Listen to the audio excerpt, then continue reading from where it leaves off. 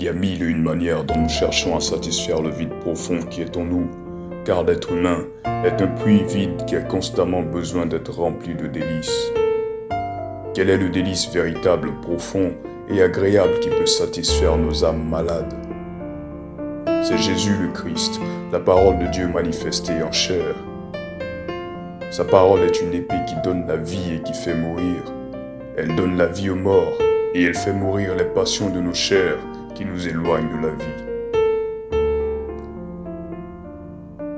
Comme les fruits sortis de la verge d'Aaron, le message qui va suivre est un fruit sorti de la verge de Christ, crucifié sur le bois du calvaire. Attentifs soyons, et que toute la gloire soit à Jésus-Christ par le sang duquel nous échappons à l'enfer.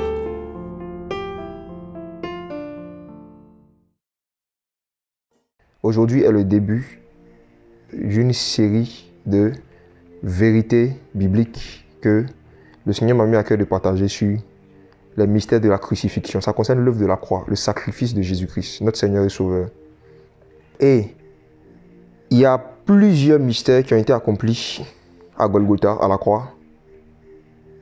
Et il est de notre intérêt à nous, pour ceux qui sont déjà enfants du Seigneur, qui appartiennent déjà à Christ, c'est de notre intérêt en fait de connaître ces choses, car c'est à nous qu'a été donné de connaître les mystères du royaume des cieux. Nous devons connaître ces choses-là pour mieux adorer le Seigneur, pour adorer le Seigneur de plus en plus profondément, de plus en plus différemment. Parce que le but de la connaissance, ce n'est pas seulement de corriger notre caractère pour qu'on ressemble à Christ, mais c'est aussi de corriger notre adoration. Ok? Le but pour lequel le Seigneur nous révèle sa parole, c'est pour qu'on l'adore et qu'on le loue conformément à sa parole.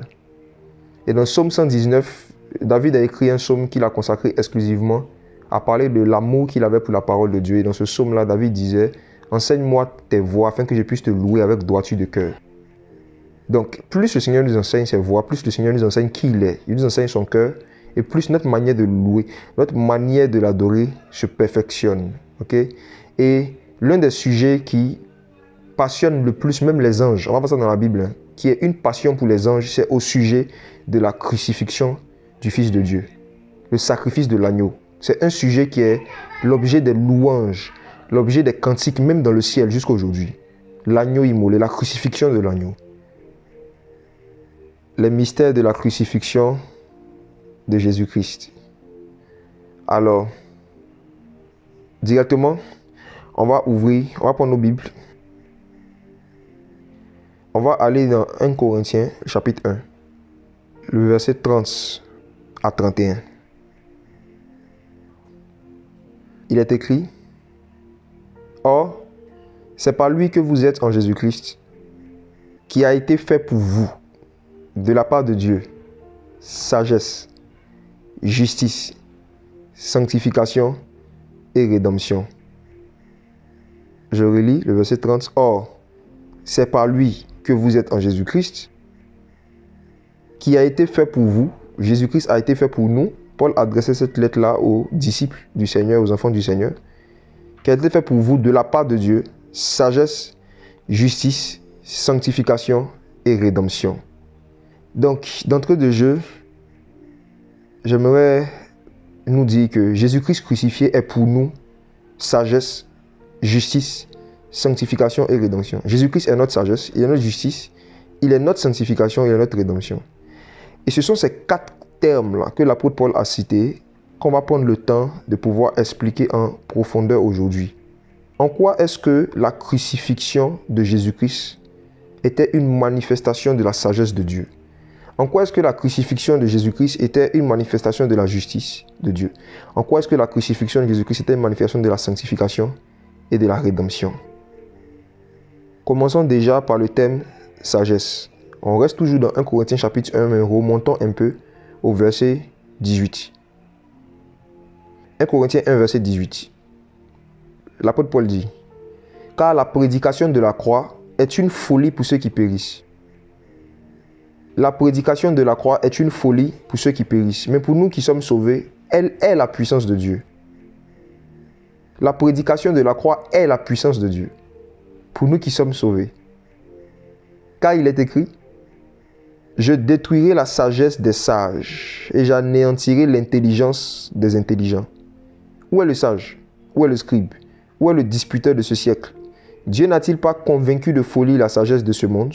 Puisque le monde, avec sa sagesse, n'a pas connu Dieu dans la sagesse de Dieu, il a plu à Dieu de sauver les croyants par la folie de la prédication. J'aimerais dire à ceux et celles qui sont sauvés, qui nous écoutent, que vous avez été sauvés par la folie de la prédication. Vous avez été sauvés par la folie de la croix. Le verset 18, Paul dit que la prédication de la croix est une folie. Nous avons été sauvés par quelque chose qui est une folie aux yeux du monde, aux yeux des non-croyants. Même l'histoire de notre salut a commencé par un acte de folie. Même l'histoire de notre salut. Donc ne vous attendez pas à ce que quand vous recevez le Saint-Esprit vous pousse à faire toujours des choses qui sont logiques pour les païens. Parce que quand vous recevez le Saint-Esprit, vous recevez un esprit qui manifeste des choses qui sont une folie pour ceux qui périssent.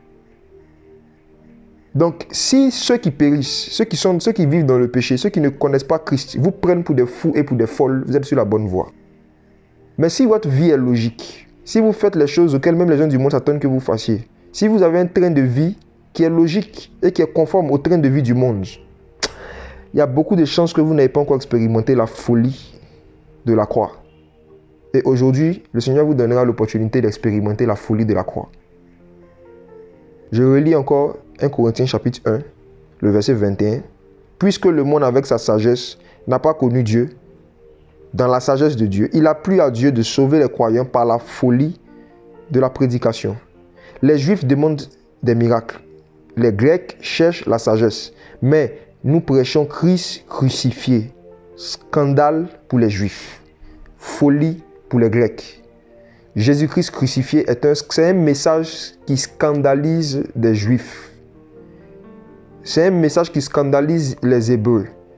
C'est un message qui scandalise ceux et celles qui sont excessivement attachés à Israël. Ceux qui aiment Israël seront scandalisés aujourd'hui. Parce que plus on comprend la croix, plus il y a un désintérêt qui naît dans nos cœurs pour tout ce qui est tradition d'homme, même si ce sont des traditions qui viennent d'Israël.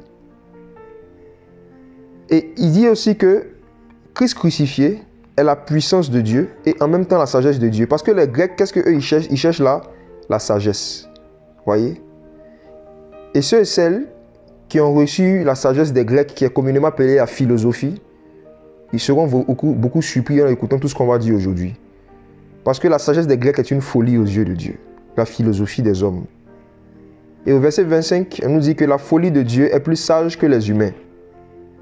Et la faiblesse de Dieu est plus forte que les hommes. Donc, bien aimé, parler de la crucifixion de Jésus-Christ, c'est parler de la folie de Dieu et de la faiblesse de Dieu.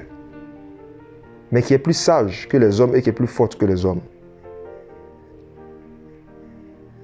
Allons-y, parler d'un premier aspect de la crucifixion de Jésus-Christ, qui est son sang. C'est le sujet d'aujourd'hui. Son sang. Le sang de Jésus. Frères et sœurs, c'est l'un des sujets sur lesquels il y a le plus de fausses doctrines et il y a le plus d'ignorance dans le christianisme moderne. Pourtant, c'est l'un des sujets les plus importants de toute la Bible. Le sang de l'agneau, le sang de Jésus-Christ. Allons voir la première fois que dans nos Bibles, on voit le sang. Genèse chapitre 1, verset 26. Le sang. Genèse 1, verset 26. Tu peux lire s'il te plaît, c'est pour ça dans 8 secondes. Et il y a un frère qui va lire le même passage dans la King James. Genèse 1, verset 26, Louis II. Puis Dieu dit, faisons l'homme à notre image, selon notre ressemblance, et qu'il domine sur les poissons de la mer, sur les oiseaux du ciel, sur le bétail, sur toute la terre et sur tous les reptiles qui rampent sur la terre. Ok. Verset 27 pour terminer. Verset 27. Dieu créa l'homme à son image. Il le créa à l'image de Dieu. Créa l'homme et la femme. Ok. Merci. Maintenant, je vais demander à frère de lire ce même passage-là dans la King James. Genèse 1, verset 26. Et Dieu dit, faisons l'homme à notre image, selon notre ressemblance, et qu'il domine sur les poissons de la mer, et sur les oiseaux dans l'air, et sur le bétail, et sur toute la terre, et sur chaque être qui rampe sur la terre. Et Dieu créa l'homme en sa propre image. Il le créa en image de Dieu, il les créa mâle et femelle. Vous voyez que dans la King James au verset 27, on dit « Et Dieu créa l'homme en sa propre image ». Ok? Dieu créa l'homme en sa propre image. Alors, ce passage qui était traduit dans nos Bibles francophones, Genèse 1, verset 26, renferme beaucoup de révélations et de vérités sur le sang de Jésus. À le lire comme ça, on se disait, mais en quoi est-ce que ça parle du sang de Jésus? Mais le Seigneur va nous aider à comprendre. Le verset 26, d'abord, le Seigneur qui dit, faisons l'homme à notre image. Il y a plusieurs personnes, comme moi dans le passé aussi, il y a quelques années, encore en arrière, qui se disaient que le fait qu'il y a le nous, le pronom nous qui a été utilisé, est une preuve qu'il y a 3 personnes dans la divinité. 3 personnes qu'on appelle en général la Trinité, n'est-ce pas? Et des personnes se basent sur ce passage pour dire que, voilà, le Seigneur a dit, faisons l'homme à notre image. Et quand il dit notre, de quoi est-ce qu'il est en train de parler? Le fait qu'il a dit notre, ça prouve qu'ils sont plusieurs. Mais les amis, Dieu est un et il a toujours été un. Donc Dieu n'était pas 3 au commencement et après maintenant il est devenu un. Dieu a toujours été un. Maintenant si Dieu est un, il ne peut pas avoir 3 personnes parce que si on dit 3 personnes ça fait 3 dieux. Mais si Dieu est un, pourquoi est-ce que ici ce Dieu qui est un dit faisons l'homme, qui utilise le nous, faisons l'homme à notre image? On va voir la réponse ensemble. Je vais partager mon écran et dites-moi, est-ce que là, vous voyez mon écran? Est-ce que vous voyez mon écran? Je viens de partager mon écran. Ok? D'accord. Alors, quand vous regardez mon écran, je vais lire ce qui est là. Pour ceux qui ont un ordinateur, vous pouvez faire cet exercice avec moi. Ceux qui sont devant un ordinateur, allez sur Google, tapez le nous de majesté. Le nous de majesté. Ok? Et puis regardez. Le premier lien qu'on vous donnera, ça sera sur Wikipédia. Et allez sur Wikipédia avec moi pour vérifier ces choses. Donc je lis ce que Wikipédia nous dit par rapport au nous de majesté. Le nous de majesté est majestatif ou le pluriel de majesté. C'est l'usage répandu dans de nombreuses langues d'un pronom personnel pluriel par un souverain ou une personnalité religieuse de façon à s'auto-désigner. Ok? En français, le plus souvent, c'est le pronom nous qui est utilisé dans ce sens. Donc, on nous dit ici que le nous de majesté, c'est le fait qu'un souverain, j'aimerais vraiment qu'on puisse voir ces 2 précisions. Un souverain utilise le pronom personnel nous pour s'auto-désigner. N'est-ce pas? Et n'est-ce pas que nous disons que Dieu est souverain? Nous disons ça tout le temps. L'agneau est souverain. Et c'est justement parce que l'agneau est souverain que l'agneau utilise aussi le nous de majesté. Dieu utilise le nous de majesté. Il utilise nous pour s'auto-désigner. Et c'est une pratique qui était très répandue même dans le milieu des rois dans l'Antiquité. Le roi donne un décret et il dit nous, alors qu'il s'auto-désigne. Et certains d'entre vous qui avez fait des universités, vous pouvez témoigner ce que je dis. Est-ce que souvent, vous ne vous êtes pas tenu devant vos amis de classe pour faire des exposés? Et vous dites, nous allons voir, nous allons parler, alors que tu es le seul qui parle. Mais tu dis nous. Mais là, ça ne fait pas de toi 3 personnes. N'est-ce pas? Donc, un seul individu peut utiliser le pronom nous pour s'auto-désigner. Mais normalement, c'était quelque chose qui est réservé aux souverains et aux rois. Donc, comprenons que le Seigneur a utilisé ce pronom-là déjà. le nous qu'il a utilisé, ça montre qu'il est le roi des rois. Le nous qu'il a utilisé, ça montre qu'il est souverain, qu'il est le souverain des souverains. Mais ce n'est en aucun cas une preuve pour désigner qu'il y a 3 dieux. Il y a toujours eu un seul Dieu, un seul créateur, un seul Seigneur, un seul esprit. Mais qui utilise nous pour parler de lui seul. Donc il dit créons l'homme à notre image et à notre ressemblance. Et le mot qui a été traduit par homme devrait être traduit pour faciliter la compréhension des enfants de Dieu par être humain. Parce que quand on dit l'homme, et surtout quand c'est mis avec un petit H dans les Bibles francophones, des personnes pourraient croire qu'il s'agit de l'homme en tant que le mâle, masculin. Or, ce mot qui a été utilisé ici désigne l'être humain dans son ensemble. Mâle et femelle, homme et femme, c'est ce qui est dit au verset 27. On dit Dieu créa l'être humain à son image, il le créa à l'image de Dieu et il les créa mâle et femelle. Et ce mot qui est traduit par homme n'est pas faux, c'est bien, mais qui est traduit aussi par être humain dans d'autres versions, qui est encore mieux. Ce mot-là vient d'un mot hébreu que nous allons voir ensemble. J'espère que vous voyez toujours mon écran. J'ai préparé des petites illustrations pour qu'on puisse, pour faciliter en fait la compréhension de tout ce qu'on va dire. Ce mot-là, ce qui est écrit littéralement dans l'hébreu, c'est Adam. Vous pouvez vérifier ça dans un lexique biblique, ceux qui l'ont. Donc Dieu a dit, créons Adam à notre image. Créons Adam à notre image et à notre ressemblance. Est-ce que vous voyez mon écran, mes bien-aimés? Ok.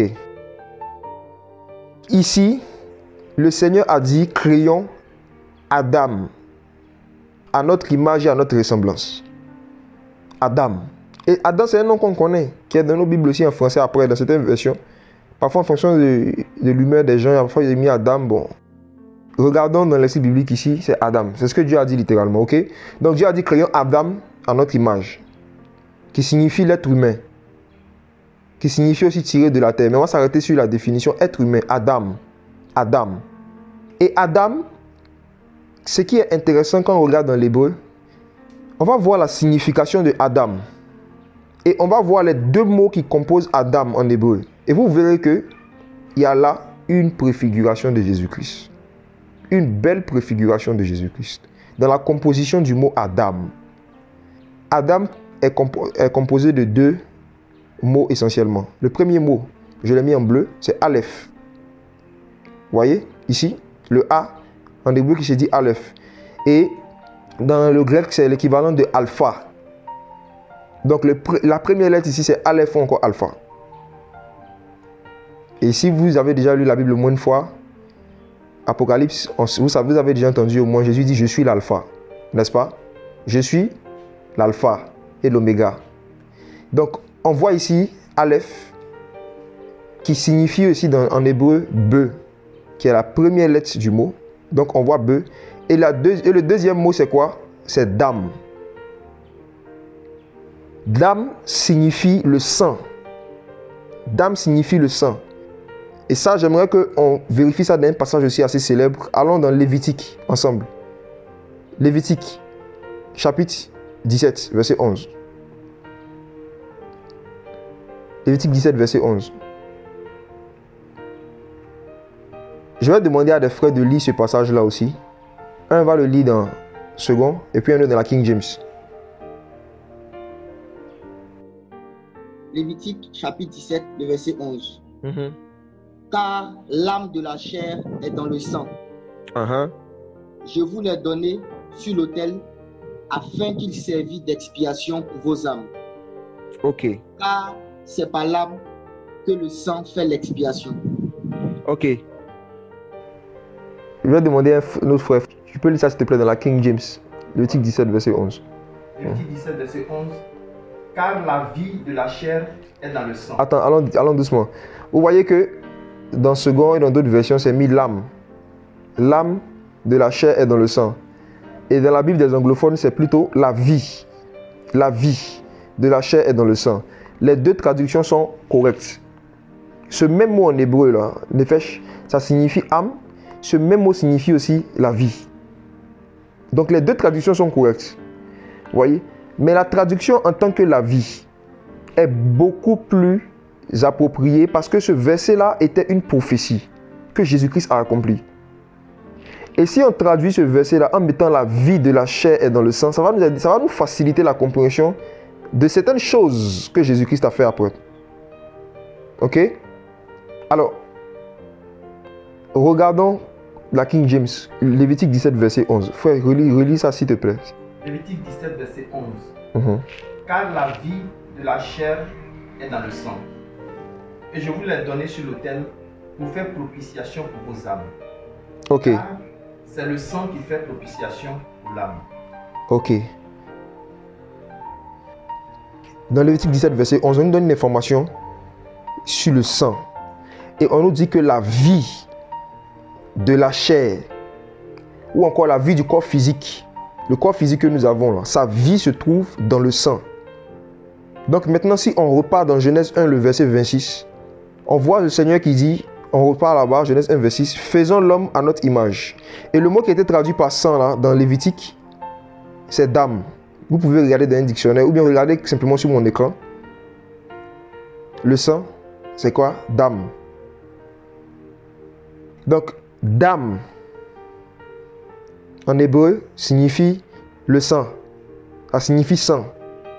Donc, vous voyez que, en appelant un être humain Adam, le fait de l'avoir appelé Adam, ça veut dire être humain. Mais quel genre d'être humain?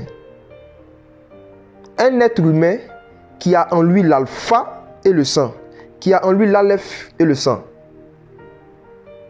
Est-ce qu'on voit, on comprend quelque chose? L'être humain a été créé à l'image et à la ressemblance de Dieu. Et le Seigneur qui dit, créons l'être humain à notre image et à notre ressemblance, il crée un être que lui-même il appelle un être humain.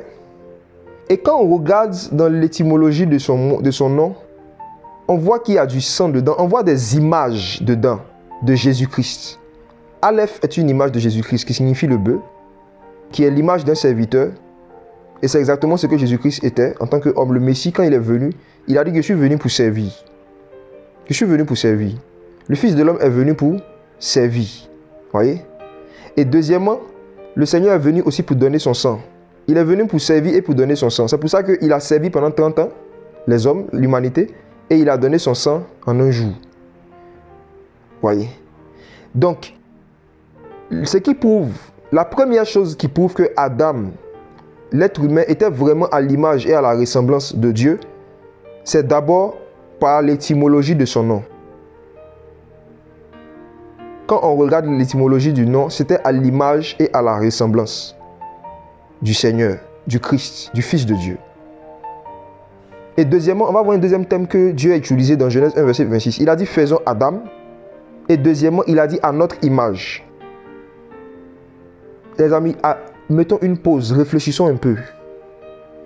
Dieu a une image. Dieu a une image. Et essayons de penser à ça un peu. L'image de Dieu. C'est quoi l'image de Dieu? Dieu est esprit. Nous a dit Jésus dans Jean 4, le verset 24. Mais ce Dieu a une image. Et à quoi ressemble son image? Comment est-ce que son image est? Et ce Dieu-là, qu'est-ce qu'il fait avec une image? Allons regarder la réponse un peu rapidement dans Colossiens chapitre 1. Il y a l'apôtre Paul qui est en train de parler de Christ. On va commencer à partir du verset 12. Colossiens 1 à partir du verset 12. On lit, il dit: rendons grâce au Père qui nous a rendus capables d'avoir part à l'héritage des saints dans la lumière, qui nous a délivrés de l'autorité des ténèbres et nous a transportés dans le royaume du Fils de son amour, en qui nous avons la rédemption par son sang, à savoir le pardon des péchés, lequel est l'image invisible, le premier-né de toute la création. Paul nous dit ici que Jésus, le Christ, il nous dit que Christ est non seulement l'image du Dieu invisible, mais il nous donne encore une autre information. Il dit qu'il est le premier-né.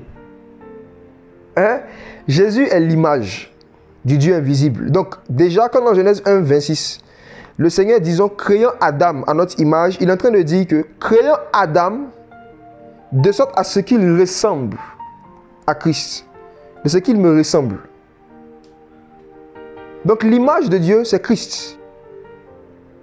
Maintenant, la deuxième information, on nous dit que ce Christ-là, l'image-là, il est en même temps le premier-né. Ça veut dire que Christ est le premier Adam. Il est le premier être humain dans le monde spirituel. Adam, que nous connaissons, est le premier Adam sur la terre. Mais il n'est pas le premier Adam dans le ciel. Dans le ciel, il y avait un autre Adam, un autre être humain qui était là. Et le Adam qui est tiré de la terre a été créé à l'image et à la ressemblance du Adam céleste. Donc une autre information ici qu'on voit sur Dieu, c'est que Dieu n'est pas seulement esprit, mais Dieu est aussi homme.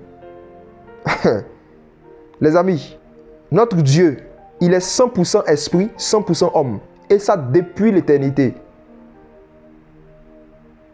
Le Créateur a un esprit et le Créateur a aussi du sang. Le Créateur, non seulement il a de la chair et du sang, mais il a aussi un esprit. Donc c'est pour cela que quand on dit que l'homme est créé à l'image et à la ressemblance de Dieu, on voit cela dans le fait que l'homme a un corps, une âme et un esprit, comme le Créateur. L'homme a un corps physique, l'homme a un esprit et l'homme a du sang. Donc les amis, il faut qu'on sache que le Dieu que nous adorons a de la chair, a du sang et il a un esprit. Et on va vérifier cela ensemble au fur et à mesure. C'est pour cela qu'il a dit créer un homme à notre image. Et il créa l'être humain, homme et femme, à son image. Et qui est son image? C'est Jésus. Il est l'image visible du Dieu invisible. Et vous qui m'écoutez, vous aussi vous avez une partie visible et une partie invisible. N'est-ce pas? Qui parmi vous a déjà vu son esprit? Vous tous vous écoutez, vous savez que vous avez un esprit. Tout le monde sait qu'il a un esprit. Vous savez, vous croyez en cela. Mais personne n'a jamais vu son esprit. Vous ne savez pas exactement à quoi vous ressemblez. Parce que vous êtes composé de 3 parties, corps, âme et esprit.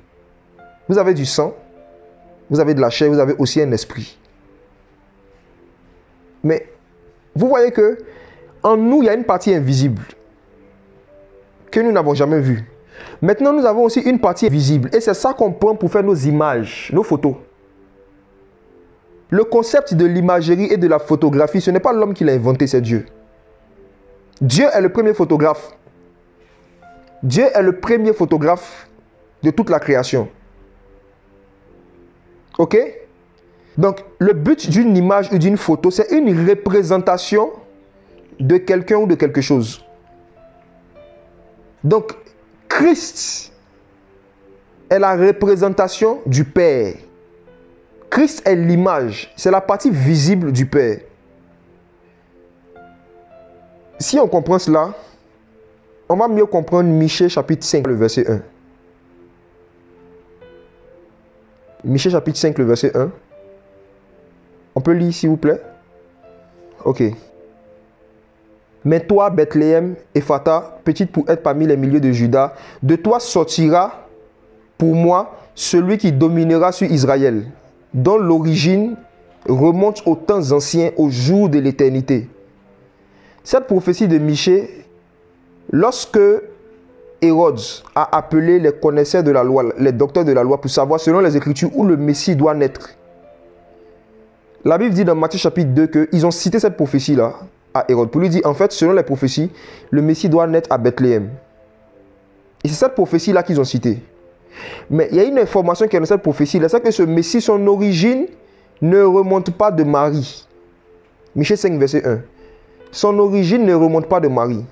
Son origine remonte au jour de l'éternité. Donc ça veut dire avant la fondation du monde. Donc avant la fondation du monde, le Messie existait déjà. Et qui était le Messie? Il était l'image visible du Dieu invisible. Donc, même les anges, quand ils voulaient voir Dieu, ils devaient regarder son image, son Christ, son Fils. Beaucoup d'entre vous qui m'écoutez, je ne vous ai jamais vu. Et beaucoup d'entre vous ne m'avez jamais vu. Et si vous voulez savoir à quoi je ressemble, je peux vous envoyer mon image. Et quand vous allez regarder mon image, vous allez vous faire une idée plus ou moins exacte de ce à quoi je ressemble. Donc, Jésus, le Christ, il est la partie humaine, le côté humain du Créateur. Et c'est par lui qu'ont été créées toutes choses. Ok? Il est l'image visible du Dieu invisible. Et bien aimé, j'aimerais que vous sachiez que Dieu n'a pas changé. Jusqu'à aujourd'hui, Dieu est invisible. Dieu était invisible au commencement. Dieu est invisible jusqu'à ce jour. Et ce Dieu qui est invisible jusqu'à ce jour, comment est-ce que nous pouvons être en communion avec lui? C'est à travers son image, à travers son Fils. Et tous les évangiles, les apôtres ne font que parler de cela. Nous sommes en communion avec le Père par le moyen du Fils. Ce n'est pas un concept qui est venu dans le Nouveau Testament ou bien après la résurrection de Jésus. Non. C'est un concept qui existait depuis les temps anciens, depuis le temps de l'éternité. Dieu a un côté invisible et il a un côté visible. Et son côté visible s'appelle le Christ. Son côté visible, il appelle son Fils, son image. Ce n'est pas une personne distincte, mais c'est une autre manifestation, une autre partie de lui. Donc le Seigneur dit, créons Adam à notre image et à notre ressemblance. Et l'une des choses qui montrait que Adam était une photocopie de Christ, c'est d'abord le titre qu'il portait. On l'appelait être humain, mais dans ce titre-là aussi, on voit qu'il y a le mot d'âme, il y a le sang, et puis il y a l'aleph, et puis le sang. Ces deux choses-là. Serviteur, le bœuf, et il y a aussi le sang. La deuxième chose qui montre que Adam était une préfiguration de Christ, était une image de Christ, c'est quoi? C'est le nom qui a été donné au lieu où il habitait. On appelait Éden, le jardin d'Éden, le lieu où le premier Adam terrestre résidait. Et c'est le même nom que dans Ézéchiel 28, le Seigneur donne au paradis céleste, Éden.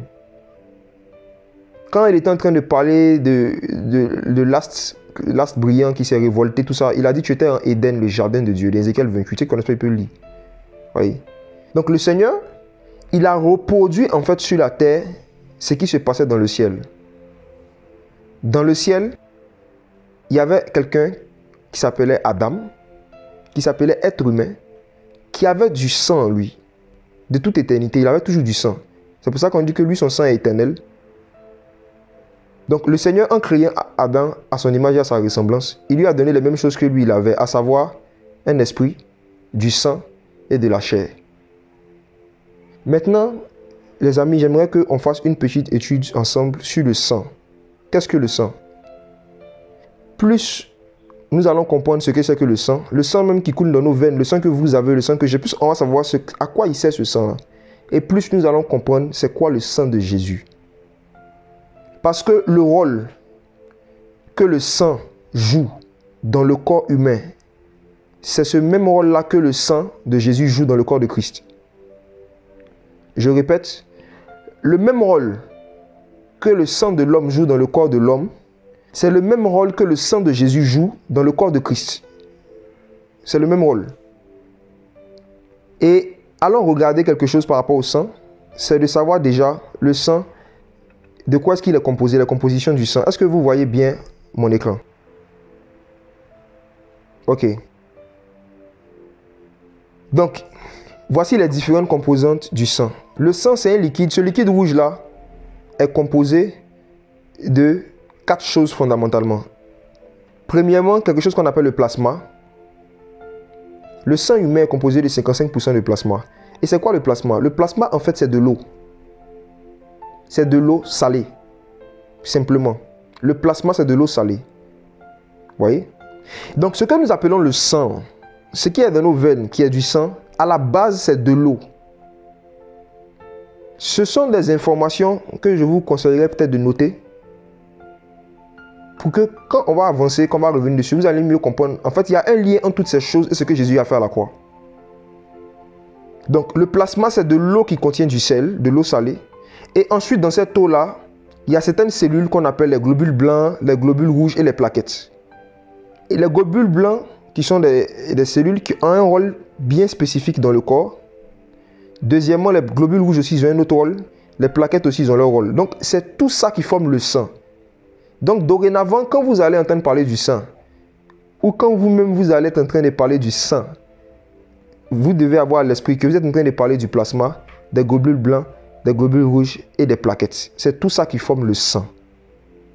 Mais 55%, donc plus de la moitié du sang, est composé d'eau salée, de l'eau avec du sel. Et ce qui fait que cette eau est rouge, ce sont des hémoglobines qui sont contenues dans les globules rouges.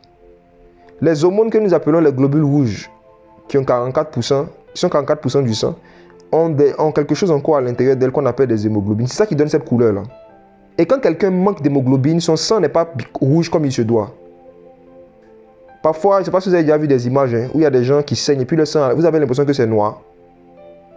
D'autres, par contre, ils saignent, vous avez l'impression que le sang est très clair. Ok? Ce qui donne la coloration au sang, c'est la quantité, non seulement de globules rouges, mais aussi d'hémoglobine. Et je vous dis, les amis, il y a une révélation de Jésus-Christ dans chacun de ces éléments. Parce que quand on parle du sang de l'agneau, dans les Écritures, on nous parle de son plasma, de ses globules blancs, de ses globules rouges et de ses plaquettes. Pourquoi? Parce que nous avons été créés à l'image et à la ressemblance de Dieu. Donc notre sang ressemble au sang de l'agneau. Il y a des ressemblances étranges qu'on va voir dans les Écritures, des liens étranges entre les composants du sang humain et les fonctions du sang de l'agneau qui a été versé pour nous à Golgotha. Et toutes ces fonctions-là, que le plasma, les globules rouges, les globules blancs et les plaquettes font dans le corps humain, le sang de Jésus a opéré ces mêmes fonctions-là à Golgotha. C'est passionnant. On va voir ça en détail. Donc, est-ce qu'on comprend jusque-là? Est-ce qu'on peut avancer? Est-ce qu'on comprend jusque-là? À quel point nous sommes à l'image et à la ressemblance de Dieu? Est-ce qu'on comprend à quel point? Permettez-moi de faire un petit saut en avant dans le futur. Le plasma est composé, c'est de l'eau et c'est du sel. Vous voyez? Et l'une des raisons pour lesquelles le Seigneur nous a dit que nous serons le sel de la terre, c'est parce qu'il savait qu'il allait nous donner son sang. Car il est impossible pour nous, il est impossible pour un être humain de devenir le sel s'il n'a pas reçu le plasma. On ne peut pas. Vous voyez? L'une des raisons pour lesquelles le Seigneur nous a dit que celui qui croit en lui, des fleuves d'eau vive couleront de son sein. Il y a de l'eau qui va couler de son sein. C'est parce qu'il savait que quand nous allons recevoir le Saint-Esprit, quand on allait aller en lui, son sang allait être en nous. Donc de l'eau allait sortir de nous. Et une information qui est encore intéressante sur le sang, c'est que non seulement c'est composé de plusieurs éléments, mais c'est composé à majorité d'eau. Mais deuxièmement, c'est que le sang sort de l'intérieur. Est-ce que quelqu'un parmi nous qui écoute sait comment est-ce que le sang est produit dans le corps humain? Qui s'est déjà posé la question? Qu'est-ce qui fait qu'on a du sang? Ok. Il y a quelqu'un qui a donné la réponse. Effectivement, le sang vient des os, de la moelle osseuse. Les aliments aident à pouvoir renforcer les éléments qui fabriquent le sang dans le corps humain. Ok? Mais ce ne sont pas les aliments qui produisent le sang. Ce qui permet la production du sang dans le corps, c'est la présence des os. Et plus précisément de la moelle osseuse. Et on va regarder c'est quoi la moelle osseuse. Et vous allez comprendre avec nous les amis les significations profondes de chaque prophétie que le Seigneur a donnée par rapport à l'agneau. C'est pour ça que Jésus n'a pas été crucifié au hasard. Il y a une prophétie qui avait été donnée concernant même ses os. Aucun de ses os ne devait être brisé. Parce que c'est de là-bas que le sang sort. Ok? Alors, regardons. Est-ce que vous voyez mon écran? Est-ce que vous voyez mon écran? Ok. L'ignorance de notre propre sang, de la manière dont notre propre sang est produit, l'ignorance de la manière dont notre propre sang est produit et du rôle que ça joue dans notre corps nous laisse en même temps dans l'ignorance du rôle et des fonctions du sang de l'agneau dans le corps de Christ. Car nous sommes son corps. Il nous a créé à son image. Donc, regardons quelque chose.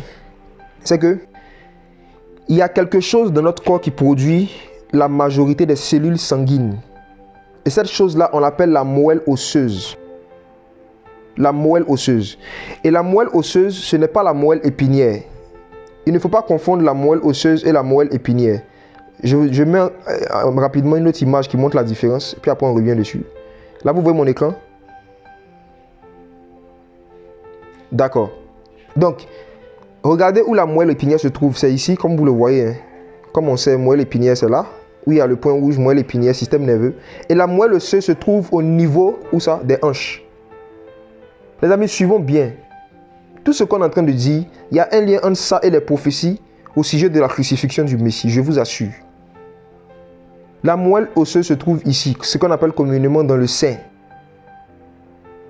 Il y a de la moelle osseuse dans la plupart, dans tous les os, mais la moelle osseuse qui produit le système sanguin, ce que les scientifiques appellent hématopoïèse, ce qui permet qu'il y ait un ensemble de choses qui soient produites pour qu'on ait du sang. Ça vient où ça? Des os, principalement ici. On peut avancer, hein? Tout le monde a bien entendu, tout le monde a bien vu. Ok. Donc les cellules sanguines sont produites en majorité par les os. Et quand on revient maintenant à notre image de tout à l'heure, on voit que les cellules sanguines produisent, regardez le petit 2, les cellules souches. Et quelles sont ces cellules souches-là? C'est ce qu'on a vu tout à l'heure. Les globules blancs, les globules rouges et les plaquettes. C'est pour ça que je vous disais de noter pour pouvoir suivre. Parce qu'on peut vraiment aller dans les détails. Regardez comment est-ce que le Seigneur n'a rien fait au hasard. Dieu n'a rien fait au hasard. Donc, les cellules sanguines sortent de la moelle osseuse. Et la moelle osseuse principalement qui est au niveau du bassin. Ok? La moelle osseuse qui est au niveau du bassin. Et ça produit quoi? Les globules rouges, les globules blancs et les plaquettes. Et c'est ces trois éléments-là qui constituent les cellules sanguines, en plus de l'eau salée. Ces trois éléments-là baignent dans l'eau salée. Donc, pour faire simple, quel est le lien entre toutes ces informations et la crucifixion du Messie? Bien-aimé, Dieu, notre Créateur, connaît toutes choses d'avance. Et de la même manière que nous, lorsque nous construisons une maison, ou même par rapport à une voiture, les gens mettent ce qu'on appelle le pneu secours, n'est-ce pas? Le pneu secours n'est pas mis dans une voiture parce qu'on souhaite qu'on fasse un accident, qu'il y ait une crevaison. C'est mis au cas où il y a un accident. Le pneu secours est là. C'est la prévoyance. Lorsque quelqu'un construit une maison aussi, il met ce qu'on appelle un extincteur. L'extincteur n'est pas dans la maison parce que nous souhaitons ou nous voulons qu'il y ait un incendie. Mais nous mettons l'extincteur dans la maison au cas où il y a un incendie. L'extincteur peut régler le problème, n'est-ce pas? Donc, les amis, la raison pour laquelle le Seigneur nous a créés à son image et à sa ressemblance, mais il n'a pas créé les anges à son image et à sa ressemblance, c'était pour qu'au cas où nous les êtres humains, on devienne esclaves du péché, au cas où on chute, ils puissent nous racheter. Et vous allez comprendre pourquoi est-ce que les anges, lorsqu'ils ont chuté, ce n'était pas possible qu'ils soient rachetés. Ce n'est pas que Dieu ne les aime pas. Qui s'est déjà posé la question comme moi, mais c'est pas pourquoi quand les anges ils ont chuté, le Seigneur ne les a pas rachetés. Qui s'est déjà posé la question? On va comprendre que l'amour que le Seigneur a pour l'humanité, ce n'est pas pareil que ce qu'il a pour les anges. C'est pas pareil. Et moi-même, je m'étais posé la question, mais pourquoi est-ce que le Seigneur, quand Lucifer, les démons, les Mami Wata et puis tous leurs cousins, là, quand ils se sont révoltés, mais pourquoi est-ce que pour eux, il n'y a pas eu un plan de rachat? Pourquoi on ne les a pas rachetés? Pourquoi on ne les a pas rachetés? Ce n'était pas possibilité de les racheter. Pourquoi? Parce qu'ils n'étaient pas à l'image et à la ressemblance de Dieu. Et pourquoi lorsque quelqu'un n'est pas à l'image et à la ressemblance de Dieu, il ne peut pas être racheté? Parce qu'il y a une loi qui existe dans le monde spirituel et dont le Seigneur a donné une ombre dans la loi de Moïse, qui est le droit de rachat. Ah, Jésus. Il y a une loi qui existait de toute éternité qu'on appelle le droit de rachat. On va voir ça dans les Écritures aujourd'hui. C'est quoi le droit de rachat? Et le Seigneur nous a créé, nous, l'être humain. Il a précisé, créons l'être humain à notre image et à notre ressemblance. Pourquoi il a fait cela? Comme ça, au cas où on chute, il peut nous racheter. Il peut exercer le droit de rachat. Mais ce droit-là, Dieu ne pouvait pas l'exercer avec les anges parce qu'il n'avait pas du sang. Les anges, le Seigneur ne lui a pas donné un sang qui est à son image et à sa ressemblance. Non. Il n'a pas donné ce sang-là qui est à son image et à sa ressemblance. Donc, ils ne peuvent pas être rachetés. Parce que le sang de l'agneau est versé pour le rachat des âmes d'hommes. Donc, quand Paul nous disait dans 1 Corinthiens 1 que nous avons lu tout à l'heure que Jésus-Christ, sa crucifixion, là, il y a la sagesse de Dieu dedans. Voici, nous sommes en train de voir une petite partie de la sagesse de Dieu. Même dans la manière dont il a fait nos os. La manière dont il a constitué même le corps physique, le corps humain. Et je vous dis, le Seigneur aime tellement notre corps humain. Le Seigneur aime beaucoup notre corps humain. Le Seigneur n'aime pas seulement notre esprit. Hein. Non. Si Jésus aimait seulement notre esprit, il allait seulement racheter notre esprit. Mais je vous dis, le sang de l'agneau est versé pour racheter notre esprit, notre corps humain et puis aussi notre âme. On est racheté corps, âme et esprit. Parce que Dieu aime le corps humain. Parce que notre corps humain est à l'image et à la ressemblance du Seigneur. C'est pour ça qu'on va expérimenter la résurrection. Malgré que Paul est sauvé, ça ne suffit pas à Jésus. Lors de la résurrection, Jésus, qu'est-ce qu'il va faire? Il va ressusciter Paul. Les morts en Christ ressusciteront. Dieu va leur redonner des corps. Parce que le corps que nous avons est à l'image et à la ressemblance du corps de Christ. Donc, on va aller doucement. Voyons voir comment est-ce que le Seigneur, il nous a donné un sang qui est à son image et à sa ressemblance pour être capable de nous racheter au cas où nous devenions esclaves. Voyons voir comment est-ce que le Seigneur ici, il a placé déjà sa sagesse dans nos os pour qu'on soit rachetable. Voyons voir ensemble. Il y a des conceptions qui sont beaucoup utilisées même dans les cantiques et dont je pense que beaucoup de nos jeunes frères qui n'ont pas eu la grâce d'être enseignés sur ces choses-là ne connaissent pas la portée, la rédemption. La rédemption. Quand on dit Jésus est notre rédempteur, on va voir aujourd'hui qu'est-ce que ça signifie profondément. On va voir une autre expression, c'est la propitiation. On va voir une autre expression qui est l'expiation. Toutes ces notions, on va voir ça, la justification. Donc, la première notion que j'aimerais qu'on voit, qui existait même avant la chute, où il y avait déjà une image. Il y avait des images déjà. L'homme a été créé à l'image et à la ressemblance de Dieu. Et si Jésus, lui-même, il est rédemption, c'est qu'il y avait déjà une image de la rédemption dans le corps de l'homme. Et regardons cette image-là, c'est quoi? C'est ce qu'on appelle le droit de rachat. Qu'est-ce que le droit de rachat? Allons lire ensemble. Prenons Lévitique chapitre 25, à partir du verset 25. Je lis. Si ton frère est devenu pauvre et vend quelque chose de ce qu'il possède, celui qui a le droit de rachat, à savoir son plus proche parent. Qui a le droit de rachat? Le plus proche parent. Le plus proche parent, c'est lui qui a le droit de rachat. Ô peuple de Dieu, que le Saint-Esprit vous aide à réaliser ce soir que Jésus est votre plus proche parent. Et Jésus a été toujours le plus proche parent de l'homme. Les ignorants qui sont païens disent que le plus proche parent de l'homme c'est le singe. C'est faux. Sinon Dieu allait envoyer un singe pour nous racheter, les amis. Parce que le droit de rachat doit être exercé par le plus proche parent. Par quelqu'un qui a le même sang. Par quelqu'un qui est de ton sang. Christ étant le plus proche parent d'Adam et de Ève. Christ est ton plus proche parent. Si tu es un être humain, en tout cas, que Dieu a fait. Parce qu'il y a des êtres humains que Dieu n'a pas fait. C'est des expressions qu'on va voir après. Si Christ, c'est lui qui t'a fait à son image et à sa ressemblance, il peut te racheter. Parce que vous avez le même sang. Allons-y doucement. Lévitique 25, verset 25.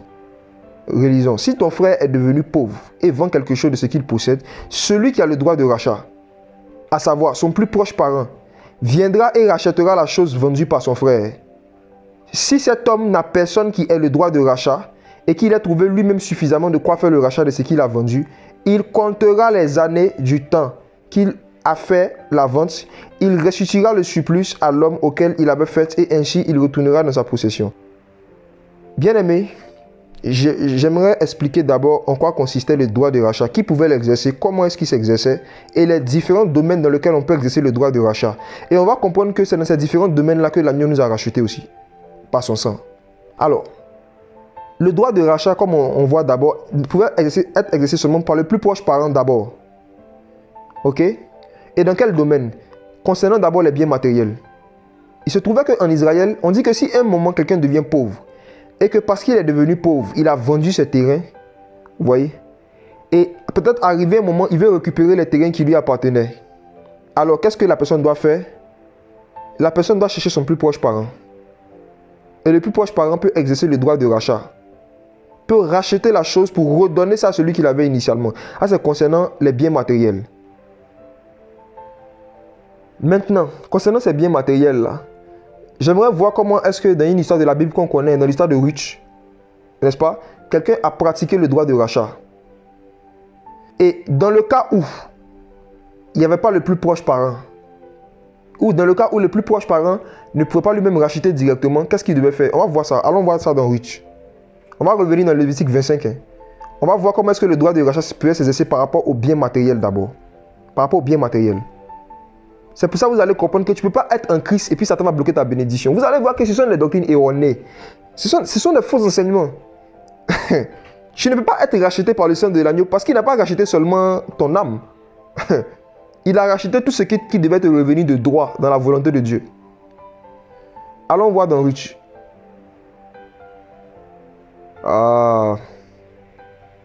Des préfigurations étranges de la crucifixion. Ruth 4, verset 1. On lit, Boaz monta donc à la porte et s'y assit. Et voici, celui qui avait le droit de rachat et dont Boaz avait parlé passa. Boaz lui dit, ah, toi, un tel, détourne-toi, assieds-toi ici. Il se détournait et s'assit. Boaz prit 10 hommes d'entre les anciens de la ville et il leur dit, asseyez-vous ici, et il s'assit. Bien-aimé, j'aimerais d'abord expliquer le contexte historique de cette histoire pour ceux qui n'ont jamais lu l'histoire de Ruth, pour qu'ils puissent comprendre aisément ce qu'on va dire tout à l'heure.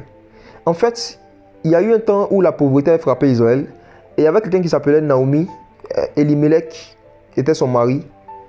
Ils ont vendu leur propriété en Israël et ils sont partis dans un autre pays, n'est-ce pas? Vous allez voir ça dans Ruth chapitre 1. Maintenant, après, Naomi a perdu son mari, ses enfants, elle est revenue maintenant en Israël. Et quand elle est revenue, ce qui s'est passé, c'est que elle voulait reprendre en fait certaines propriétés qui appartenaient à son mari. Mais elle avait la loi par rapport au droit de rachat, n'est-ce pas, qui dit que si elle veut revenir en possession de sa propriété, il faut qu'elle cherche son plus proche parent, comme on a lu tout à l'heure. Et c'est le plus proche parent qui peut aller voir celui à qui son mari a vendu le terrain pour le racheter, pour redonner ça à Naomi. Donc, il se trouvait que celui qu'on appelle communément Boaz, quand on lit, on voit que Boaz, il voulait racheter. Mais ce n'était pas lui qui avait le droit premièrement. Lui aussi, il avait le droit. Mais il n'était pas prioritaire. Celui qui était prioritaire, c'était quelqu'un d'autre. Donc, Boaz avait parlé de lui. Et il avait dit à des gens que je cherche quelqu'un d'autre. Il faut que je puisse faire un deal avec lui. Il faut qu'il me transfère son droit de rachat. Parce que normalement, c'est lui qui a le droit de rachat. Mais si moi, je dois racheter le terrain, il faut que je l'emmène d'une manière ou d'une autre à me transférer son droit de rachat. Pour que je puisse racheter le terrain pour Naomi. Naomi qui était israélite. Cette histoire est pleine de sens. Il se trouve que Boaz avait parlé de lui et on nous dit maintenant dans Ruth chapitre 4 à partir du verset 1 que Boaz était à la porte, il s'assit et celui qui avait le droit de rachat et dont Boaz avait parlé par ça, Boaz lui dit, ah, toi un tel, détourne-toi, assieds-toi ici, et il se détourna, il s'assit. Donc on dit que Boaz avait parlé de lui, celui qui avait le droit de rachat. Et Boaz dit, prit 10 hommes d'entre les anciens de la ville et leur dit, asseyez-vous ici, et il s'assit. Donc vous voyez que la scène se passe en présence de Boaz, de celui qui avait le droit de rachat. Donc on ne donne pas le nom. Regardez dans l'histoire, on ne donne pas le nom de celui qui avait le droit de rachat. À la base, on ne donne pas son nom. Et ça s'est passé en présence des anciens d'Israël. Donc cet acte de rachat là, s'est passé en présence des anciens d'Israël. Et regardons maintenant le verset 3. Ruth 4, verset 3. Puis il dit à celui qui avait le droit de rachat, Naomi est revenue de la terre de Moab, a vendu la parcelle qui appartenait à notre frère Elimelech. Et moi, je me suis dit qu'il fallait t'en informer et dit, acquiers-la, ou encore rachète-la, en présence de ceux qui sont assis en ce lieu, en présence des anciens de mon peuple. Regardez cette précision. Le rachat doit se faire en présence des anciens d'Israël. Il dit, si tu veux la racheter, par le droit de rachat, rachète-la. Mais si tu ne veux pas la racheter, déclare-le-moi afin que je le sache. Car il n'y a pas d'autre que toi qui ait le droit de rachat. Et moi, je suis après toi. Et il répondit, je rachèterai. Arrêtons-nous là. Vous voyez que à ce niveau de l'histoire là, quand Boaz a parlé à celui qui avait le droit de rachat, il dit, il n'y a pas de problème. Je vais racheter. Donc au départ, il était sincère. Il était sincère au départ, il voulait racheter. Il dit, je vais racheter. Est-ce qu'on comprend? Là, on s'entend bien. Il dit, je rachèterai. Ok? Il voulait racheter. Maintenant, on avance. Qu'est-ce qui s'est passé? Verset 5. Boaz lui dit, le jour où tu acquériras le champ de la main de Naomi, tu acquériras aussi de Ruth, la Moabite, femme du défunt, pour maintenir le nom du défunt dans son héritage. Et celui qui avait le droit de rachat dit, je ne peux pas le racheter pour mon compte, de peur de détruire mon héritage. Prends pour toi le droit de rachat, car je ne peux pas le racheter.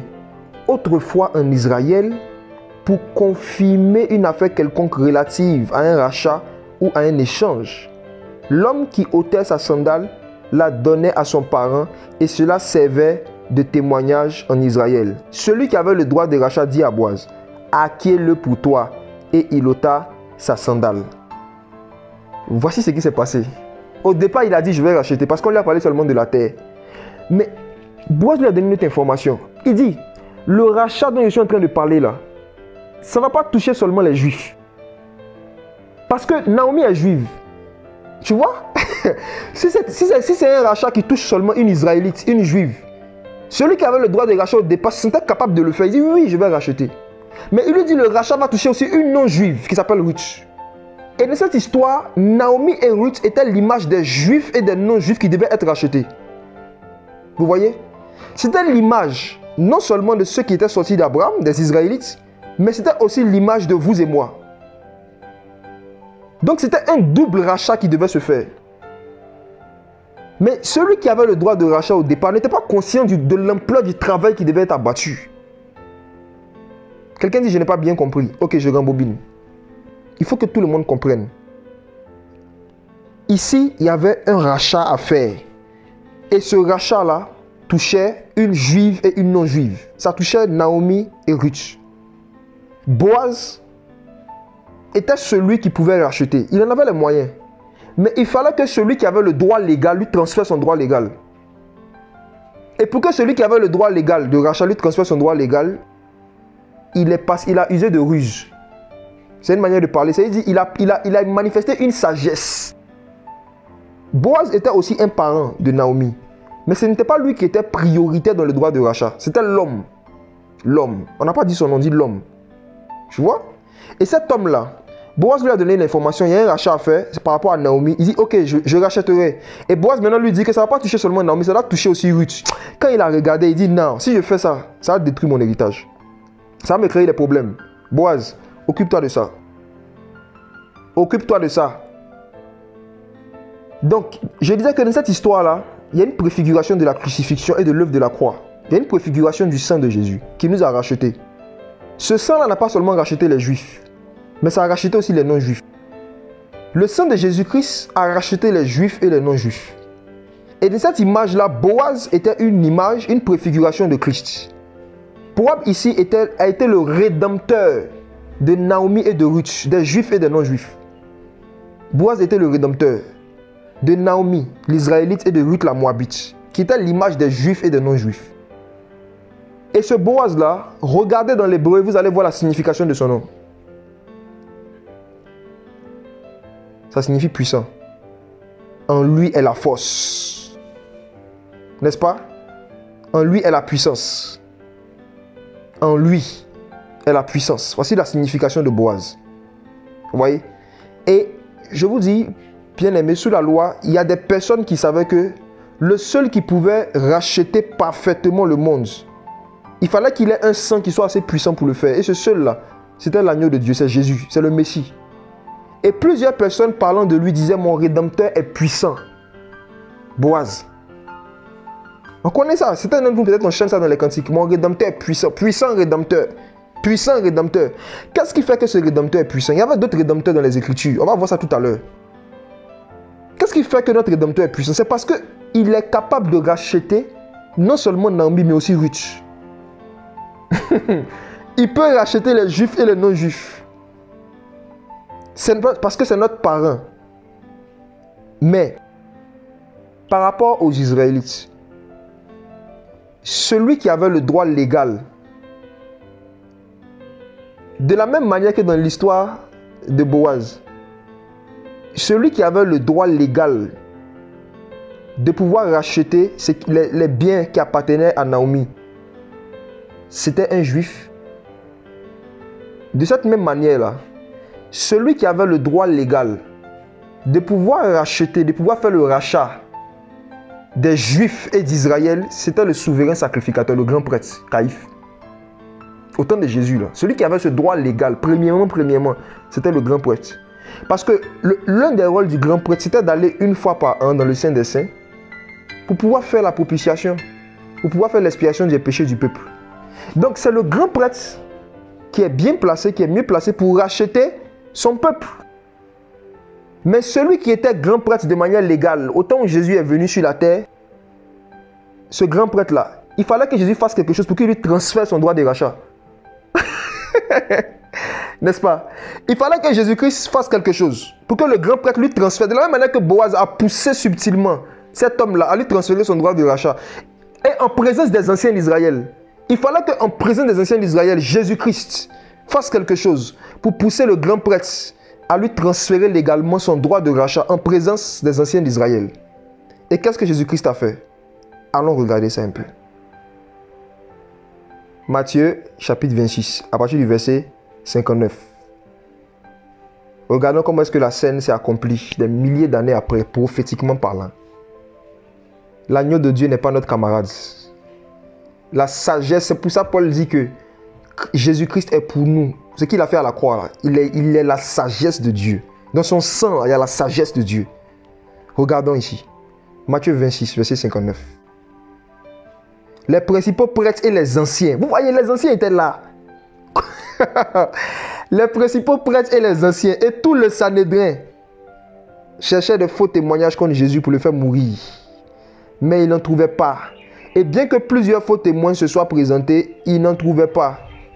Mais à la fin, 2 faux témoins s'approchèrent et dit, celui-ci a dit, je puis détruire le temple et le rebâtir en 3 jours. Alors le grand prêtre se leva et lui dit, ne réponds-tu rien? Qu'est-ce que ces hommes déposent contre toi? Jésus garda le silence. Et le grand prêtre, qui a pris la parole? Le grand prêtre, le souverain sacrificateur, prenant la parole, lui dit, je te somme par le Dieu vivant de nous dire si tu es le Christ, le Fils de Dieu. Jésus lui dit, tu l'as dit. De plus, je vous dis que désormais, vous verrez le Fils de l'homme assis à la droite de la puissance de Dieu. Le Fils de l'homme assis à la droite de la puissance de Dieu. Une parenthèse. Ce qui fait la puissance de l'être humain, de vous et moi, ce qui fait notre force, ce qui fait qu'on est en vie, ce qui nous donne la force, c'est le sang. N'est-ce pas? C'est le sang. Et si vous regardez tout à l'heure l'image que je vous ai montrée par rapport à Adam, le Aleph est placé à la droite du sang. Si vous regardez, dans l'hébreu se lit de la droite vers la gauche. Et dans le nom que le Seigneur a donné au premier être humain, là, à droite, il y a le Aleph. C'est la place de Christ. Ok? C'était une parenthèse. Et ici, on nous dit, Jésus dit, hein, le Fils de l'homme, vous allez le voir, assis à la droite de la puissance de Dieu, venant sur les nuées du ciel. Alors, le grand prêtre déchira ses vêtements en disant, il a blasphémé. Qu'avons-nous encore besoin de témoins? Voici, vous avez entendu maintenant son blasphème. Que vous en semble? Il répondit, il est digne de mort. Vous voyez, voici au verset 65, c'est ici que le grand prêtre a transféré son droit de rachat à Jésus-Christ. Pourquoi? Parce qu'il a déchiré ses vêtements devant lui en présence des anciens d'Israël. Or, sous la loi de Moïse, il était interdit au grand prêtre de déchirer son vêtement. Regardez ça dans Lévitique chapitre 10, le verset 6. Et le Lévitique 21, verset 10. Je donne les références pour ceux qui ne connaissent pas. Vous pouvez noter, on va pas lire. On va parler de tellement de vérités. On va pas lire. Notez Lévitique 10, verset 6. Lévitique 21, verset 10. Vous allez voir que le grand prêtre ne devait pas déchirer ses vêtements. Il ne devait pas le faire. Donc, de la même manière que l'être humain, suivons bien, l'humanité a vendu la terre, ses biens matériels au diable à travers le péché. Pour que le droit de rachat soit transféré aussi à Jésus-Christ, il fallait que celui qui a ça, il pêche. Je ne sais pas si vous comprenez. Je répète, de la même manière qu'en péchant, l'homme transfère légalement la propriété de tout ce qu'il a, des bénédictions matérielles même que Dieu lui a données à des démons. C'est le péché en fait qui donne un droit légal aux démons de gérer nos biens, de gérer nos affaires. Et l'homme en péchant, il a donné un droit légal aux démons de gérer ses affaires, de gérer ses biens. Donc pour que Jésus-Christ aussi, il ait le droit légal de pouvoir faire le rachat du peuple d'Israël, il fallait que le grand prêtre pêche. Donc en péchant, son droit était transféré vers Jésus parce qu'il avait péché contre Jésus.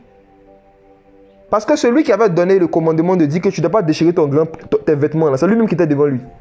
C'est Jésus qui était le législateur. C'est lui qui avait donné la loi de Lévitique qui disait que le grand prêtre ne devait pas déchirer son vêtement. Donc Jésus l'a eu. Comme Boaz a eu l'homme.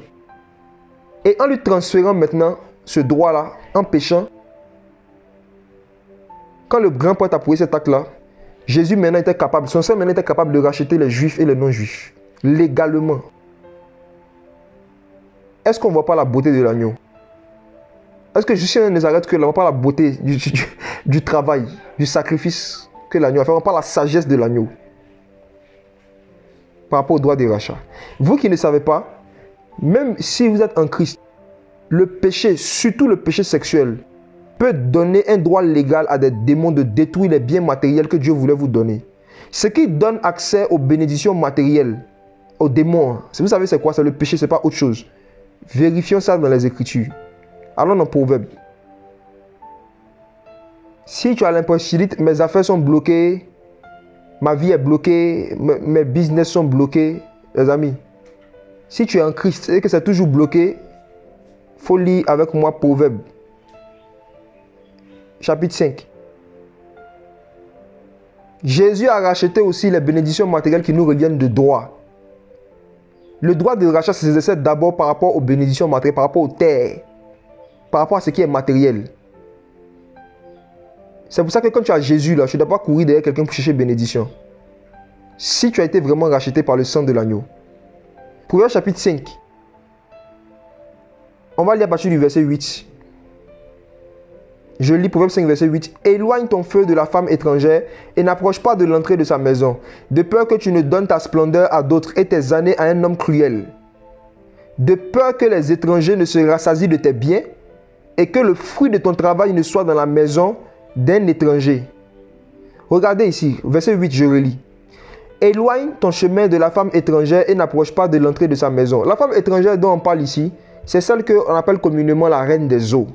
C'est celle qu'on appelle communément la grande prostituée. C'est celle que d'autres personnes appellent Mami Wata. C'est celle que d'autres personnes appellent la reine des côtes.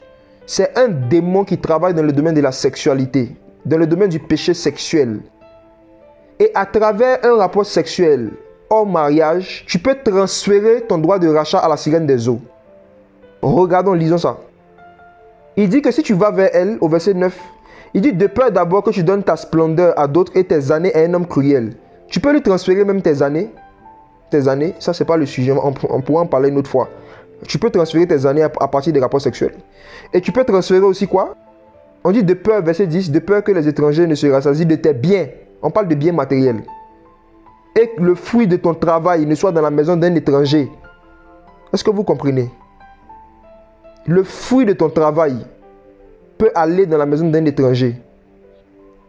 Ce qui te revient de droit, matériellement même parlant, peut se retrouver dans le monde spirituel. On peut opérer un transfert.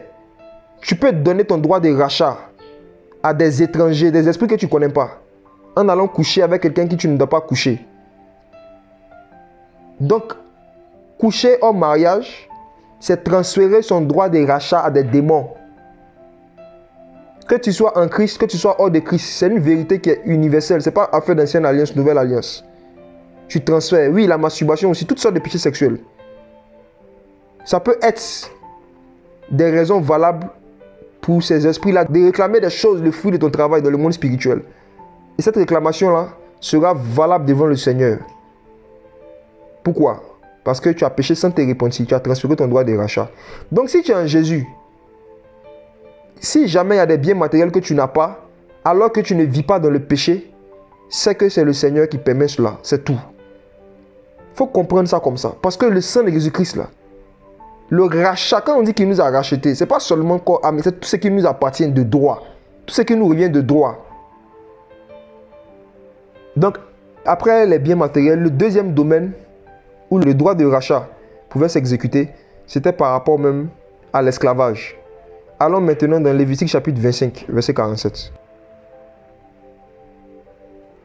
Alors, il est écrit, voici un autre domaine où on pouvait essayer le droit de rachat. Lorsque l'étranger ou celui qui demeure avec toi deviendra riche, et que ton frère qui est avec lui deviendra si pauvre qu'il se soit vendu à l'étranger qui demeure avec toi, ou à quelqu'un issu de la famille de l'étranger, après s'être vendu, il y aura pour lui le droit de rachat. Un de ses frères le rachètera. Là maintenant, c'était une loi concernant le droit de rachat pour quelqu'un qui est devenu esclave. Celui qui pouvait racheter un esclave, c'était son frère. Il fallait qu'il soit son frère. Donc, c'était ici une image, une préfiguration du droit de rachat concernant l'esclavage du péché et l'esclavage des démons. C'est une loi, je le répète, qui existait de toute éternité. C'est une loi spirituelle. Ça existait depuis longtemps. C'est pour cela que le Seigneur nous a créés à son image et à sa ressemblance. Adam était le petit frère de Christ. Christ est le premier-né de plusieurs frères. Maintenant, son titre de premier-né, là, il a manifesté ça lorsque nous sommes devenus esclaves. Quand l'homme a péché, que l'homme est devenu esclave du péché et esclave des démons, il fallait deux conditions pour pouvoir nous racheter de l'esclavage du péché et l'esclavage des démons. Il fallait d'abord un sang pur, sans défaut, sans tache. Et deuxièmement, il fallait que ce sang-là soit le sang d'un de nos frères, selon la loi, sur le droit de rachat. Son frère le rachètera. Est-ce que c'est écrit comme dans la Bible de tout le monde? Son frère le rachètera. Un de ses frères le rachètera. Donc, nous tous, on avait beaucoup de frères. Les Juifs avaient beaucoup de frères. Mais il n'y avait aucun frère qui avait un sang pur, sans tache et sans défaut pour pouvoir faire le rachat de l'esclavage du péché et l'esclavage des démons. Mais le sang de l'agneau nous a racheté de l'esclavage du péché et l'esclavage des démons. Donc, j'aimerais dire à quelqu'un qui écoute, peu importe de quoi tu es esclave, j'ai une bonne nouvelle à t'annoncer. Il y a quelqu'un qui peut te racheter, c'est ton frère. C'est le premier-né de plusieurs frères. Jésus est notre frère. N'oublions jamais cela. Jésus, c'est un frère. Il est celui qui remplit tout en tous. Il remplit toutes les fonctions. Il remplit la fonction du Père. Il remplit la fonction du Fils. Il est aussi l'Esprit. Il remplit la fonction du grand prêtre. Mais il remplit aussi la fonction du frère qui peut exercer le droit de rachat. Si Jésus n'était pas notre frère, il ne va pas pouvoir nous racheter parce que c'était une loi dans le monde spirituel. On a le même sang. Il est de notre sang. La différence entre notre sang et son sang, c'est que notre sang est souillé, c'est tout. Sinon, c'est le même sang. C'est le même plasma, hémoglobine, globules blancs, globules rouges et les plaquettes. On verra ça quand on va avancer dans l'enseignement. C'est le même sang. Jésus est notre frère, il a laissé le droit de rachat. Et un autre domaine où le droit de rachat pouvait s'exercer, et là je ne peux pas m'attarder dessus, je passe, c'est le fait que lorsque quelqu'un a son frère qui avait une femme, décède, lorsque ton frère décède, son frère qui était vivant, qu'est-ce qu'il devait faire? Il devait racheter la femme, se marier avec la femme pour pouvoir susciter une postérité à son frère. C'était une loi aussi qui existait en Israël. C'était une autre manifestation aussi du droit de rachat. Le frère avait le droit de pouvoir faire quoi? De pouvoir prendre la femme de son frère. Dans quel but? Le but de lui susciter une postérité. Donc en fait, qu'est-ce qu'il rachetait? C'était la postérité. Le droit de rachat pouvait s'exercer aussi sur la postérité de ses frères qui sont morts. Vous voyez? Donc, bien aimé, en Afrique, il y a un jeu auquel les sorciers ont l'habitude de jouer. C'est de rendre les gens stériles ou impuissants. c'est que dans certaines familles, ils arrivent à pousser des gens à faire des pratiques qui leur donnent un droit légal de bloquer votre postérité. Que vous n'ayez pas de postérité. C'est très courant. Mais j'ai une bonne nouvelle pour vous. Il y a quelqu'un qui peut racheter votre postérité aussi. Il s'appelle Jésus. Le sang de Jésus peut racheter aussi la postérité. Parce que c'est un puissant rédempteur. C'est quelqu'un qui rachète dans tous les domaines. L'œuvre de la croix ne touchait pas seulement le pardon des péchés. C'est trop réducteur.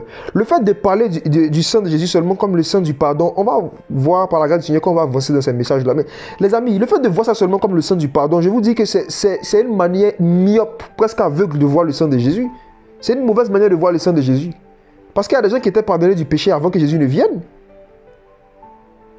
Mais les amis, c'est vrai qu'on a le pardon des péchés par le moyen de son sang, mais ce n'est pas que ça, ce n'est que peut-être 5%. C'est le sang du rachat. Et il rachète tout ce dont la loi de Moïse et le sang des animaux n'a pas pu racheter les hommes. À savoir, l'esclavage du péché, l'esclavage des démons, et puis aussi les malédictions ancestrales et familiales légales.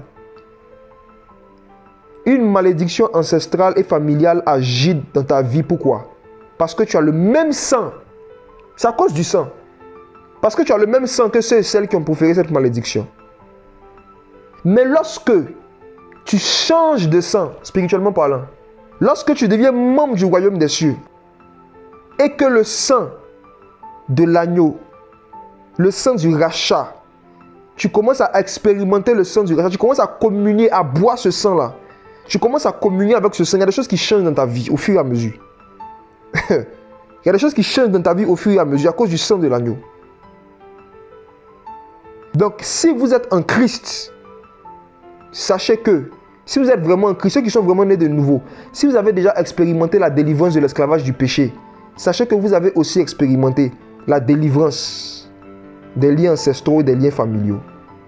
Parce que le sang ne fait pas son travail à moitié. Non. Non. Et si jamais tu as été délivré du péché et que tu es redevenu esclave du péché, le sang de Jésus est toujours là pour toi, mon frère. C'est pour cela que Jean dit que si nous confessons nos péchés, il est une victime de propitiation. Non seulement pour nos péchés, nous qui sommes déjà enfants de Dieu, mais aussi pour ceux du monde. Ce n'est pas parce que tu es en Christ aussi que son sang n'agit plus pour toi, si jamais il t'arriverait de te retrouver encore dans l'esclavage du péché. Si hier la pornographie t'a vaincu, si hier la masturbation t'a vaincu, le Seigneur t'avait délivré de cela. Et qu'après cela, tu t'es même parti te redonner, te livrer au péché. Jésus a dit dans Jean 8, celui qui se livre au péché est esclave du péché. Peut-être que le Seigneur t'avait délivré, tu allais te livrer encore. Va et ne pêche plus. Le va de Jésus. Comment est-ce que cette femme adultère pouvait partir et ne plus pécher si elle n'avait pas communié un tant soit peu avec l'agneau? Donc, par rapport au droit de rachat, pour ceux et celles qui écoutent, je suis en train de m'adresser aux rachetés. Il y en a qui vont se rendre compte qu'ils n'étaient pas nés de nouveau. Le Saint-Esprit va vous convaincre de péché. Pour ceux qui sont nés de nouveau, je vous dis, votre destinée, vos biens matériels, votre postérité, tout est entre les mains de Jésus. Vous qui avez déjà expérimenté le rachat, il a racheté tout. Donc si vous tombez sur un prédicateur ou un prophète, ou quelqu'un qui vous dit que vous devez faire des offrandes de rachat, ou qui vous dit que vous devez poser certains actes pour être délivré encore de certains liens incestueux, liens familiaux, c'est de l'arnaque. Les rachetés. C'est comme ça que la Bible nous appelle, nous les disciples, les rachetés. C'est notre frère qui nous a rachetés, notre grand frère. Et il est le premier-né dans plusieurs frères. Jésus, le juste. Donc, ça c'est concernant la rédemption. Donc maintenant quand vous allez chanter Jésus qui est mon rédempteur, vous allez l'adorer, vous allez savoir de quoi vous parlez. Il nous a rachetés par son sang. Quand vous allez chanter maintenant la rédemption, on va mieux comprendre tout ce que ça englobe. Il n'y a pas bénédiction bloquée quand il y a en Jésus, c'est faux. C'est pour ceux qui ne sont pas en Jésus, c'est vrai. Pour ceux qui ne sont pas en Jésus, c'est vrai. Mais si tu es en Jésus, qu'est-ce que toi tu as fait qui a transféré ton droit de rachat à des démons et puis ils ont bloqué? Sinon, logiquement, tout a été racheté. Donc il faut te repentir. Quand tu vas te repentir, le sang va te purifier de toute iniquité. Il va racheter encore. C'est ce qui concerne la rédemption. C'est ce qu'il faut comprendre. Donc maintenant, on va lire des passages où on nous parle, l'apôtre Paul parle maintenant clairement de la rédemption. Romains chapitre 3, maintenant on va faire des lectures. C'est ça, il faut arrêter de couper les liens, c'est trop chaque soir. On a déjà été racheté. Maintenant, si tu vois que les liens agissent dans ta vie, il faut revoir ta conversion, il faut revoir ta rencontre avec l'agneau. Revoir ta rencontre personnelle que tu as eue avec l'agneau, revoir ta vie de sanctification. Allons dans Romains chapitre 3, verset 23. J'aimerais inviter chacun maintenant à prendre sa Bible. On va faire des lectures rapidement. Les versets qui parlent de la rédemption. Ceux qui aiment étudier les Écritures, je vous en prie, notez les passages. On ne va pas forcément prendre le temps de lire. Il y a tellement de versets. J'aimerais vous donner pour que vous puissiez prendre le temps en fait, après de pouvoir vérifier, de pouvoir vous-même étudier encore pour que le Seigneur vous instruise davantage sur ces choses-là. Sur la rédemption. La rédemption qui est en Jésus-Christ. La rédemption, c'est ça, c'est l'acte de racheter. C'est ça qui est la rédemption. La rédemption, ce n'est pas la résurrection, hein, les amis. Donc, Romains 3, verset 23. Alors, allons-y. Car tous ont péché et n'atteignent pas la gloire de Dieu. Ils sont gratuitement justifiés par sa grâce, par la rédemption qui est en Jésus-Christ. Nous avons été justifiés par sa grâce, par la rédemption qui est en Jésus-Christ. Un autre passage. Romains 8, le verset 23, qui parle maintenant de la rédemption du corps humain, du corps physique. À partir du verset 22 à 23. Romains 8, verset 22 à 23. Or, nous savons que jusqu'à ce jour, toute la création soupire et souffre les douleurs de l'enfantement. Et non seulement elle, mais aussi nous, qui avons reçu les prémices de l'Esprit. Nous aussi, nous soupirons en nous-mêmes en attendant l'adoption, c'est-à-dire la rédemption de notre corps. On attend quoi? La rédemption de notre corps. Donc ça veut dire que quand nous venons en Jésus-Christ, le Seigneur, il nous a donné un cœur nouveau, un esprit nouveau, mais pas encore un corps nouveau. Mais ça y est dans le contrat. Jésus-Christ a payé le prix pour que nous recevions des corps nouveaux, des corps glorieux. Et nous attendons cela, la rédemption de nos corps. Et ça va se passer lors de la résurrection des morts. La dernière rédemption, le dernier rachat. On va expérimenter cela. Sinon, il a déjà tout payé. Il a déjà tout payé, mais on ne peut pas tout expérimenter encore actuellement. Sinon, il a payé ce qu'il faut pour que nous ayons des corps nouveaux. Il a déjà payé. Il a déjà racheté ça à la croix, par son sang. Mais, Dieu a prévu que nous n'expérimentions pas ça sans les morts en Christ. Les morts en Christ ressusciteront premièrement. Ensuite, nous qui serons restés, nous serons changés et on va partir avec chacun avec son corps nouveau. Ok? Donc, nous attendons la rédemption. La rédemption que nous attendons, que nous n'avons pas encore expérimenté, le type de rachat que nous attendons, c'est le rachat de nos corps corrompus, de nos corps souillés par le péché. Et ça, il faut vraiment vivre dans la sanctification pour pouvoir expérimenter cela. Donc, la rédemption, je donne un dernier passage. Éphésiens 1, verset 7. En lui, nous avons la rédemption. Éphésiens 1, verset 7. Éphésiens 1, verset 7. En lui, nous avons la rédemption par le moyen de son sang, le pardon des fautes selon les richesses de sa grâce, qu'il a fait abonder envers nous en toute sagesse et intelligence. Puis après, maintenant, il parle encore du mystère de Christ et tout. Donc, voici les versets, les amis, que le Seigneur nous a donnés pour nous montrer que la rédemption, c'est dans son sang qu'on a eu ça. La rédemption, c'est à travers son sang, le sang de Jésus. Et nous qui avons reçu le sang de Jésus, qui avons reçu Christ, nous sommes bénis de toutes sortes de bénédictions spirituelles dans le lieu céleste en Christ. Toutes sortes de bénédictions. Nos bénédictions ne sont plus sur la terre. Jésus a racheté puis il est parti avec ça au ciel. Il a racheté nos bénédictions puis il allait s'asseoir avec ça au ciel. Si quelqu'un veut voler, il doit venir racheter ça dans sa main. Si quelqu'un veut voler ta bénédiction, il doit aller trouver Jésus au ciel. Il doit aller voir ton Rédempteur, celui qui a racheté tes bénédictions spirituelles. C'est la première chose. Ou la deuxième chose, si quelqu'un veut voler tes bénédictions spirituelles, il doit te pousser toi-même à pouvoir déchirer tes vêtements, à pouvoir pécher, à pouvoir souiller tes vêtements. Et quand tu souilles tes vêtements, Jésus il est juste, hein, il est obligé de laisser, de transférer ton droit de rachat à d'autres personnes. Ok? Ça, c'est concernant la rédemption. Et on va lire celui qui nous a rachetés. Lisons un peu Ésaïe 44, verset 6. Est-ce que, s'il te plaît, tu peux lire ce passage dans 8 secondes? Isaïe 44, verset 6. Ainsi parle l'Éternel. Ok, roi allons d'Israël, doucement. Ainsi parle l'Éternel. Ok? Prenons la traduction de l'Éternel, il n'y a pas de problème avec. Ainsi parle l'Éternel. Ok? Donc, on est d'accord que l'Éternel, le Père éternel, ça, c'est qui? C'est le Créateur. Et ce même Éternel-là, on dit, il est quoi après? Roi d'Israël. Roi d'Israël ou encore roi des Juifs. Donc, l'Éternel est le roi des Juifs. Il est le roi d'Israël. Et lorsque Christ est né, quelle est la question que les mages ont posée à Hérode? Où est le roi des Juifs? On est venu l'adorer. Tu vois? Ils n'étaient pas venus adorer un homme. Ils étaient venus adorer Yahweh. Ils étaient venus adorer l'Éternel. Ok? Ils étaient venus l'adorer. Donc, ce verset-là confirme bien que l'Éternel est le roi d'Israël. Maintenant, en plus d'être le roi d'Israël, il est quoi? Son rédempteur. Qui est le rédempteur? C'est dans le sang de qui que nous avons eu la rédemption, selon les versets qu'on a. Le sang de Jésus.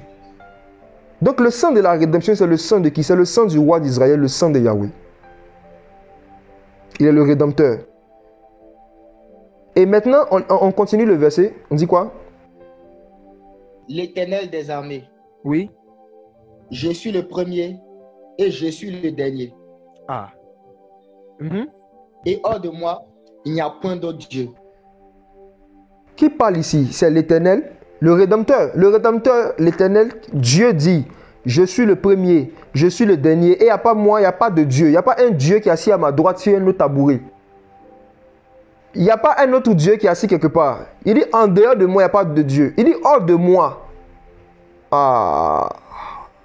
Hors de moi. Lisons Apocalypse chapitre 1, verset 8. Il dit, le Rédempteur dit, je suis le premier, je suis le dernier. Hors de moi, il n'y a pas de Dieu. Et dans Apocalypse 1, 8, Jésus, il dit quoi? Je suis l'alpha et l'oméga, Ok. dit le Seigneur Dieu.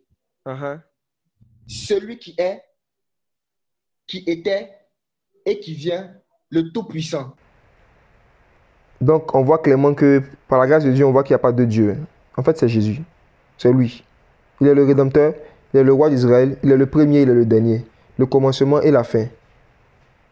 Ok?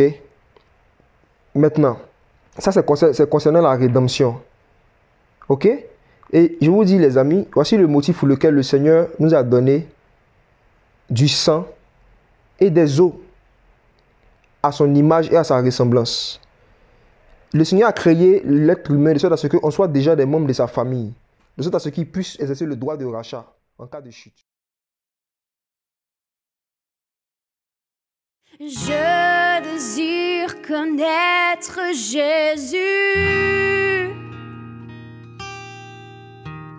Je désire connaître Jésus.